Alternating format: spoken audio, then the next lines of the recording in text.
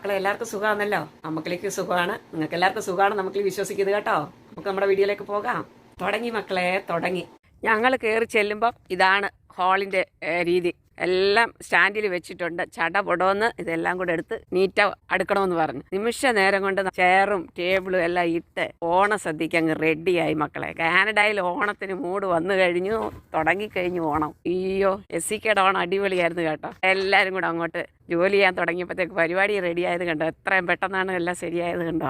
ഇവർ ടേബിളെല്ലാം ഇടുമ്പോഴത്തേക്ക് മക്കളിക്ക് അടുത്ത പരിപാടി തന്നവർ എന്താണെന്നറിയാമോ? അമ്മക്കളിയുടെ സ്പെഷ്യൽ പരിപാടി ഉണ്ടല്ലോ, കണ്ടല്ലോ ഇത് എന്തുവാന്ന്. പൂക്കളം റെഡിയാക്കാൻ അമ്മക്കളി തന്ത്രപ്പാട് വിടുമായിരുന്നു എന്നൊക്കെ പറയുമല്ലോ. എന്ന് പറഞ്ഞ പോലെയാണ് അമ്മക്കളി ഓട്ടമായിരുന്നു കേട്ടോ. അതിനുള്ള പൂക്കളെല്ലാം റെഡിയാക്കണ്ടേ. നമ്മുടെ വീട്ടിൽ നിന്ന് ഉള്ള പൂക്കൾ മുഴുവൻ പറിച്ചുകൊണ്ട് പോയി കേട്ടോ. അല്ലാതെ ഇവിടെ പൂവൊന്നും വാങ്ങിച്ച് പൂക്കളടിയിൽ നടക്കുകയല്ല മക്കളെ. അത്രയ്ക്കും ഞാൻ പറയണ്ടല്ലോ, എല്ലാവർക്കും അറിയാമല്ലോ. അതുകൊണ്ട് വീട്ടിലുള്ള എല്ലാ പൂക്കളും ഞാൻ പറിച്ചുകൊണ്ട് പോയി. അല്ലാതെ നമുക്കിപ്പോൾ ഒന്നും ചെയ്യാൻ പറ്റില്ല. നമ്മുടെ കയ്യിലൊന്നും ഒതുങ്ങുന്ന സംഭവമേ അല്ല കേട്ടോ. ഇതൊക്കെ ഓർത്തിട്ട് അമ്മക്കളി ഈ പ്രാവശ്യം എന്ത് ചെയ്യുന്നറിയാമോ? കുറേ ബന്ദിച്ചെടി നട്ടിട്ടുണ്ട്. അതേ നമുക്ക് ഓണത്തിന് പൂവിടാൻ പറ്റിയ സംഭവം അതേ ഉള്ളൂ. റോസ് ഇവിടെ ഉണ്ട്. പിന്നെ മറ്റുള്ള ചെടികളൊന്നും പൂക്കളത്തിന് പറ്റിയ പൂവില്ല. അത് ബന്ദിപ്പൂ നട്ടിട്ടുണ്ട്. അതെനിക്ക് ഇഷ്ടമില്ലാത്തൊരു പൂവാണ്. പക്ഷേങ്കിൽ പൂക്കളം ഇടാൻ വേണ്ടി മാത്രമാണ് ഈ ബന്ദിപ്പൂ ഞാൻ നട്ടത്. മഞ്ഞ കളറും ഓറഞ്ച് കളറും 2 കളർ. നാട്ടിൽ ഞാൻ ആ പൂവൊന്നും വെക്കാറില്ല. പക്ഷേ ഇതിപ്പോൾ നമുക്ക് ഓണത്തിന് പൂക്കളം ഇടാൻ ഈ പൂ വേണം. അതിനുവേണ്ടി മാത്രമാണ് ഈ ഡാലിയ. കുറേയേറെ റോസപ്പൂ വീട്ടിലുണ്ടായിരുന്നു. അതെല്ലാം പറിച്ചുകൊണ്ട് പോയി.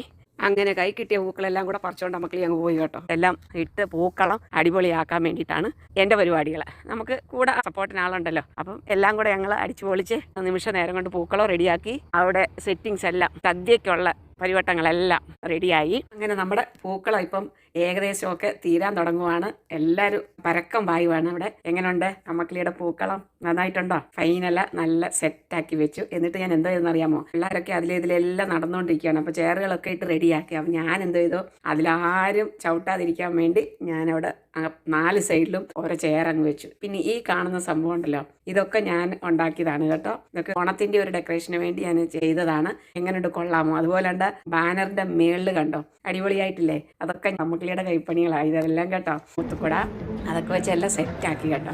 സ്റ്റേജ് ഡെക്കറേഷനിൽ കുറേ സാധനങ്ങൾ അടിപൊളിയായിട്ടുണ്ടായിരുന്നു. ആന നെറ്റിപ്പട്ടമൊക്കെ കെട്ടി ഇങ്ങനെ നിൽക്കുന്നത്.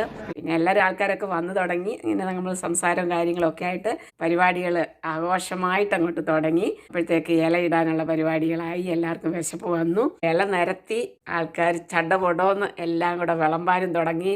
ലൈനായിട്ട് അങ്ങോട്ട് തുടങ്ങി ഓരോ സാധനങ്ങളും. നല്ല സദ്യയായിരുന്നു കേട്ടോ. നല്ല സദ്യ എന്ന് പറഞ്ഞാൽ നല്ല സദ്യ. ഒരു ഫാമിലി എല്ലാവരും കൂടെ കൂടി ചേർന്ന് നമ്മൾ ആഹാരം കഴിക്കാൻ നിന്ന പോലെ ഒരു ഫീലിംഗ് ആയിരുന്നു കേട്ടോ. അടിപൊളിയായിരുന്നു സദ്യ. എല്ലാവരും ഊണ് കഴിച്ചു. എന്നിട്ട് അത് കഴിഞ്ഞായിരുന്നു പിന്നെ കലാപരിപാടികളെല്ലാം. ഒത്തിരി ഒന്നും ഇല്ലായിരുന്നു കേട്ടോ. 3-4 ഡാൻസും പാട്ട് പിന്നെ ഗെയിംസ് കുറേ ഉണ്ടായിരുന്നു കേട്ടോ. അപ്പോൾ അതിലൊരു സർപ്രൈസ് ഉണ്ട്. അത് ഞാൻ അടുത്ത വീഡിയോയിൽ കാണിക്കാം കേട്ടോ. ഗെയിംസിൻ്റെ സർപ്രൈസ് എന്തൊക്കെയാണെന്നുള്ളത്. ആഹാരം കഴിക്കാനുള്ള എല്ലാവരും തന്ത്രപ്പാടിലാണ്. കാനഡയിൽ ഞങ്ങളുടെ ആദ്യത്തെ ഓണം കഴിഞ്ഞു. ഇനി ഞങ്ങൾക്കുള്ളത് നമ്മുടെ വീട്ടിലെ ഓണസദ്യയാണ്.